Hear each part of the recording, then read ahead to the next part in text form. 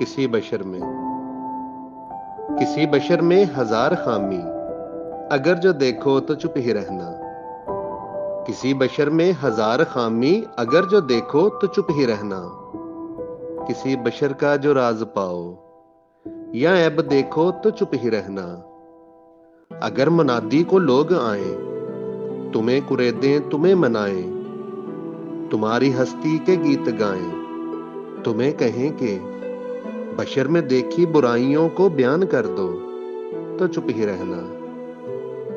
जवाज ये है, दलील ये है, ज़ईफ लम्हों की लग्ज़िशों को, हराम नाते की कुर्बतों को, हमारी सारी हमाकतों को, हमारी सारी खुबासतों को वो जानता है, वो देखता है, मगर वो चुप है।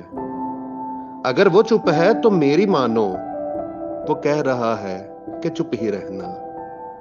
किसी बशर में हजार खामी, अगर जो देखो तो चुप ही रहना। किसी बशर का जो राज पाओ या ऐब देखो तो चुप ही रहना।